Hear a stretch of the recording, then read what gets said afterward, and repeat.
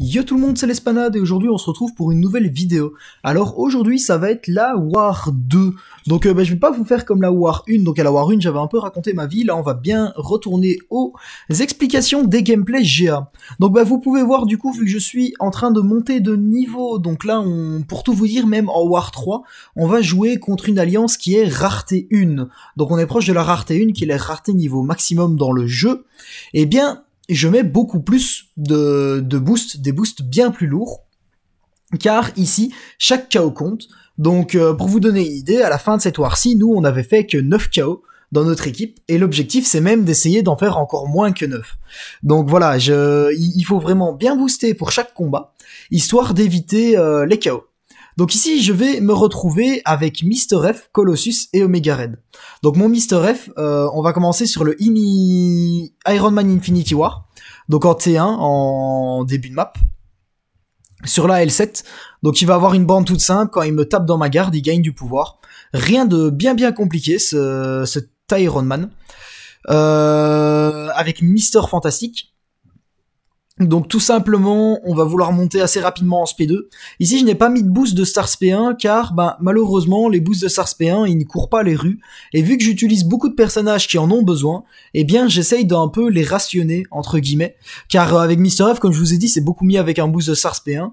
Mais je rationne un peu mes boosts de Stars P1, histoire de pouvoir tenir toute la saison avec. Là, il m'en reste encore 8 en stock, donc je suis vraiment très large. Mais on ne sait jamais qu'il y ait une war ou autre plus grosse qui tombe. Donc je préfère ne pas les utiliser quand les gameplays sont plus faciles. Comme par exemple celui-ci, ici je vais faire 3 combats avec Mr. F, et c'est 3 combats qui ne sont pas nécessairement bien compliqués, donc je préfère ne pas utiliser mon boost Stars P1, histoire de les économiser pour si à l'occasion j'en ai besoin de, disons, allez, si ça se trouve pendant une war, j'aurais besoin peut-être de 4 boosts Stars P1. On ne sait jamais. Et à ce moment-là, je serais bien content d'avoir un peu rationné mes stocks, car je sais que la saison précédente, eh bien, je suis tombé à court de boost Stars P1.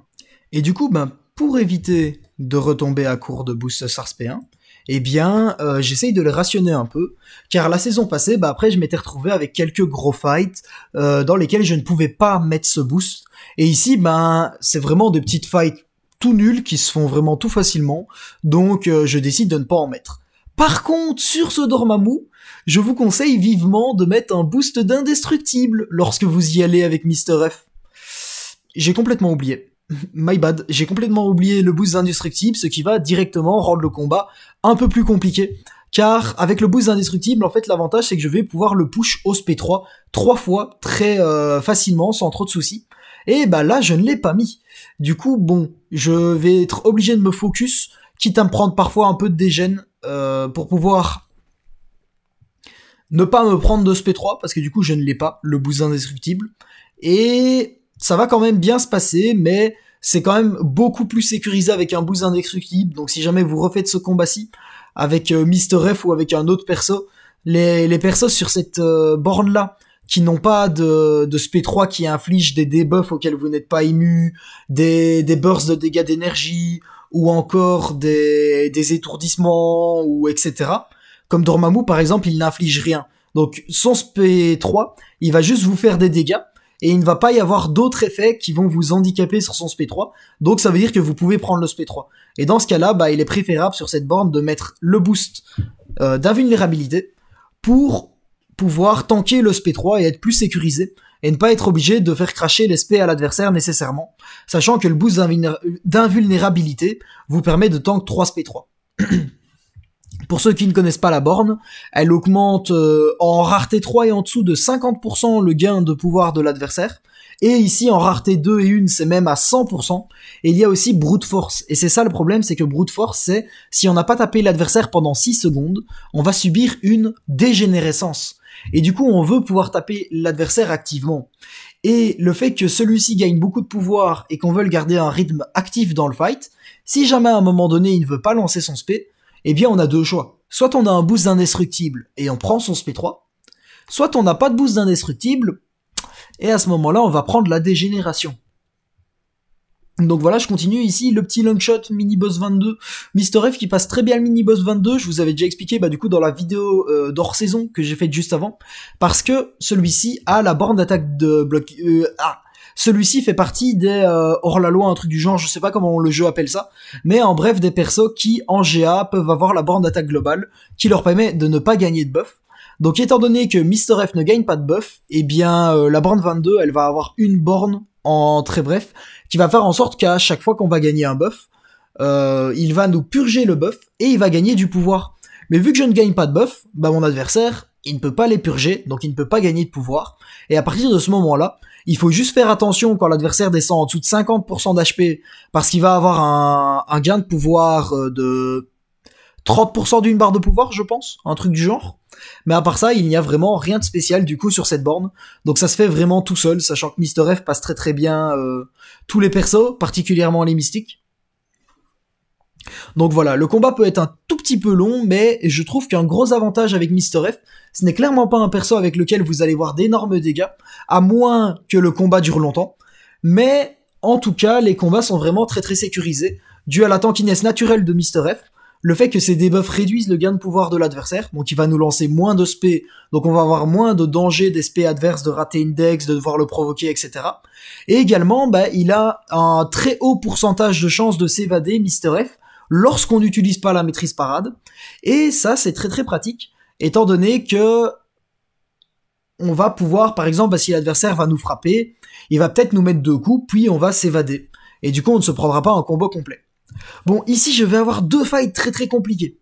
Celui-ci, Mister F contre Dragonman, et j'en ai un plus loin, donc Killmonger sur une bonne pour le plus loin, vous le verrez après. Et du coup, étant donné que j'ai 2 fights, plus compliqués, qui sont largement faisables, mais qui sont un peu plus complexes que d'habitude, ici, je sors les gros boosts. Donc je mets mon Star SP1, évidemment pour Mister F contre le Dragonman, et j'avais quelques 30-30 d'Alien Soir en stock, et ici j'ai décidé d'en utiliser un pour pouvoir assurer ces combats. Bon, ici vous allez voir, j'ai regardé le nombre de KO, donc on voit le nombre de KO, je me suis pris un timeout, bug du jeu, on est 3-1, donc je relance mon application, là on l'a relancé, et en relançant c'est toujours 3-1, donc ça va, le bug du jeu n'a pas été compté comme KO, donc c'est juste une très légère perte de temps, rien de trop grave. Donc je lance mon combat avec Mister F contre Dragonman, et je dis que celui-ci peut être compliqué parce que... Hein, quoi? Mais je suis un psychopathe, pourquoi j'ai lancé sans boost Star SP1? Mais c'est pas un oubli, en plus je me rappelle, j'ai décidé volontairement de ne pas le mettre avec un Star SP1. Si jamais vous faites ce Dragonman, il est déjà assez chiant comme ça, mettez un Star SP1 les amis. Hein. Faites pas la même connerie que moi, je ne sais pas pourquoi j'en ai pas mis honnêtement. Voilà, du coup j'ai pas de Star SP1, mais en bref, ce que je vais vouloir faire, c'est run le plus vite possible mon SP2. Car une fois que j'aurai lancé mon SP2, eh bien, il va gagner beaucoup moins de pouvoir passif et actif. Donc il va lancer moins de SP, donc j'aurai moins souvent de problèmes avec la borne Footloose. Donc ici, voilà, je relance mon SP2. On a un avantage qui est plus un inconvénient avec Mister F, c'est qu'étant donné que Dragonman est un robot, eh bien normalement avec Mister F, avant votre premier SP2, il va avoir la full régénération sur les 3 debuffs, et dès que vous aurez lancé un SP2, si vous avez désespoir au moins 1 sur 3, vous lui inverserez la régénération.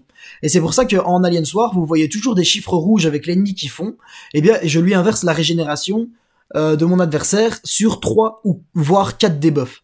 Donc c'est quand même très très fort. Et ici, vu que Dragonman n'est pas un robot, est un robot, eh bien il n'a pas accès à la maîtrise volonté. Et du coup, je ne peux pas lui inverser sa régénération, donc le combat peut durer un tout petit peu plus longtemps, mais c'est pas trop grave.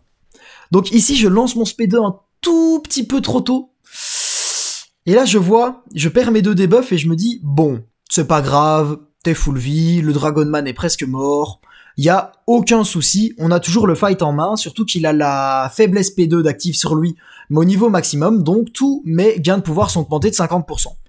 Mais là, je commence un peu à me tracasser parce que je suis contre mon coin, donc je suis obligé de mettre un SP1 pour essayer de le faire reculer. Et là, encore une fois, il me revient dessus et je perds encore mes 3 autres debuffs. Donc là, je me dis, écoute, laisse pas.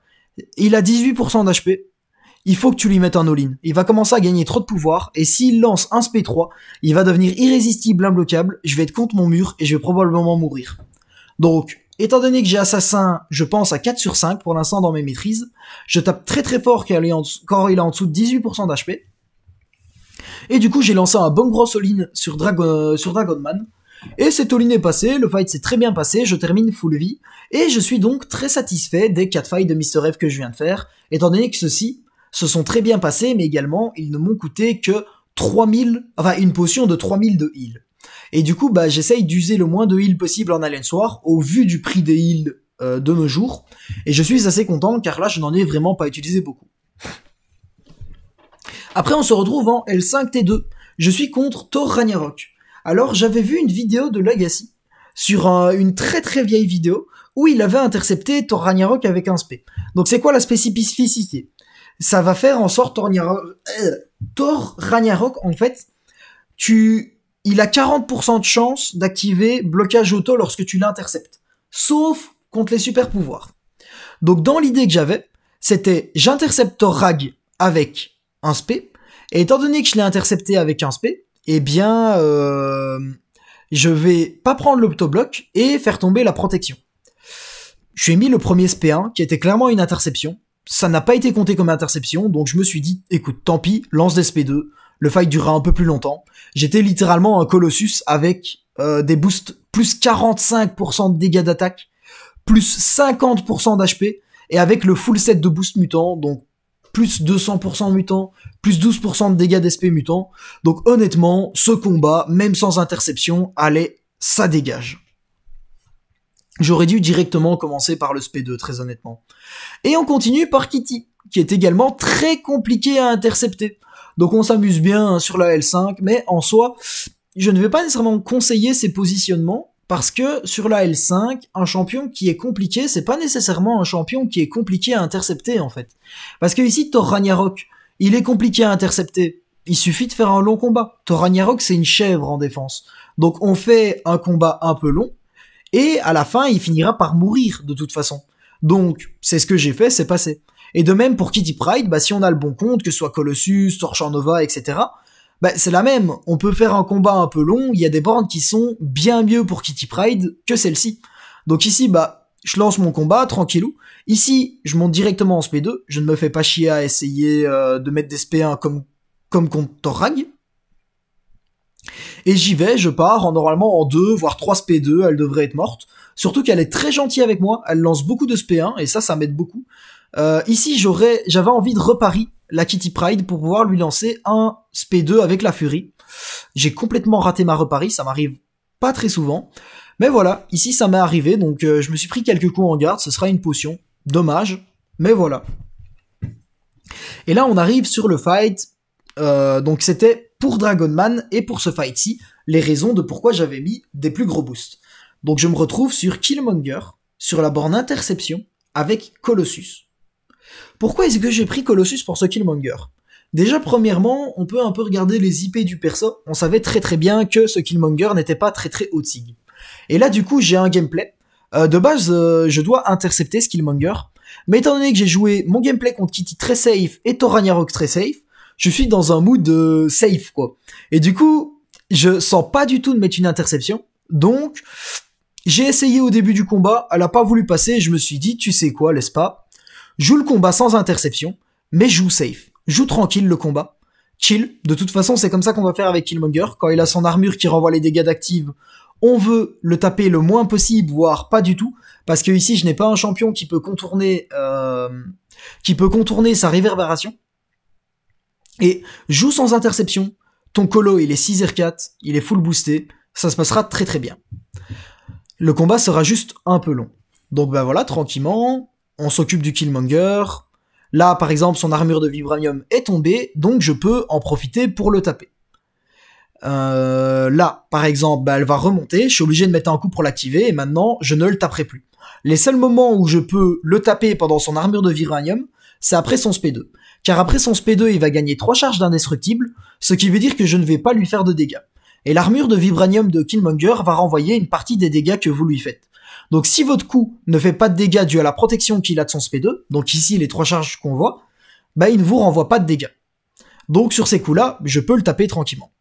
Donc j'essaye quand même de mettre des reparis pour mes SP2 le plus possible, mais ce n'est pas nécessairement tout le temps possible, donc étant donné que la phase de réverbération dure assez longtemps, contrairement à la phase où je peux le taper qui est pas nécessairement très très longue, Eh bien, j'ai pas vraiment le choix. Quand c'est la phase réverbération, j'ai pas le temps vraiment de faire dans la petite couture, à essayer de mettre ma petite pari pour mon SP2, blablabla.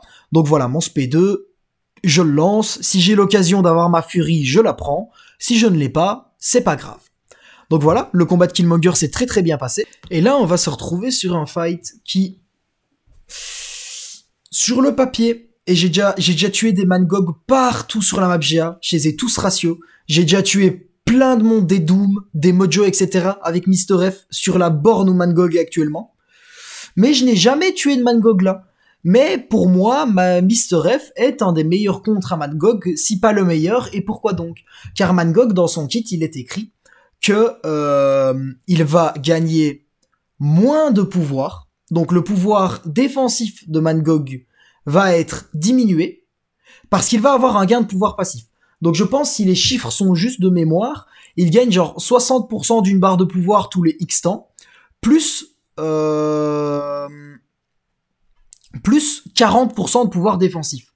Mais du coup, bah avec Mr. F, lorsqu'on va se retrouver contre le Mangog, bah Mr. F il réduit le pouvoir défensif de l'adversaire et il réduit également le pouvoir passif. Et du coup, Mangog il gagne quasiment pas de pouvoir contre Mr. F. Et je m'étais dit, dans le pire des cas, je prendrai maximum un SP2 dans le fight, il me fera pas si mal que ça. Et ça se passera très très bien. Je viens de me prendre le SP2. Vous avez vu les dégâts qu'il me fait. J'ai vu ça, je me suis dit, ok, laisse pas, chill. Tu peux encore y arriver. Tu peux le faire, c'est possible. Il te reste plus beaucoup d'HP, mais j'ai tué IMIW avec 99% de ma vie restante, donc même avec 1% de points de vie, tu peux le tuer ce Mangog. Vas-y, laisse pas, concentre-toi, tu peux y arriver. Sauf que j'ai un petit problème, c'est que je suis en dessous de 18% d'HP. Et en dessous de 18% d'HP, qu'est-ce qu'il y a qui s'active? La maîtrise assassin. Et là, la roulette russe va se déployer contre moi. Vous allez pouvoir compter le nombre de parades. Donc, une ici, une parade, encore une parade d'annuler. Le nombre de parades que Mangog va m'annuler avec la maîtrise assassin. C'est vraiment... Encore. On voit pari, evade. Il annule toutes mes parades avec la maîtrise assassin. Je ne remets pas la faute sur pas de chance. Je ne remets pas non plus la faute sur le jeu. Ce combat, je l'ai perdu par moi-même. J'ai fait des erreurs dans ce combat, donc je mérite de l'avoir perdu. Toujours est-il que je vous conseille Mr. F, que ce soit sur des Mojo, des Doom, tout sur cette borne-là. Mais ce Mangog, je ne reprendrai pas ce combat avec Mr. Fantastic. Surtout qu'en plus c'est très stupide, parce qu'on avait une Magic qui était derrière moi, avec un Warlock qui, elle, est une excellente option, si pas la meilleure option pour ce Mangog. Donc voilà, un peu dégoûté de ce combat, de ce petit KO. Ça arrive, c'était plus une erreur stratégique de ma part, car je pensais honnêtement que ça allait passer, car j'ai déjà battu beaucoup de Mangog, comme je vous ai dit. J'ai déjà battu beaucoup de persos sur cette borne, mais jamais Mangog, et j'ai essayé Mangog en étant confiant, et je repars avec la queue entre les deux jambes. En tout cas, voilà, ça reste quand même une assez bonne mort pour moi. Je suis quand même assez content, on n'a pas utilisé beaucoup de heal, donc j'espère que cette war vous aura plu. Je féliciterai Cousin 2.0 et Amosan pour avoir été MVP de l'Alliance avec moi-même, et je vais vous souhaiter une bonne journée, et on se revoit bientôt pour une prochaine vidéo. À plus!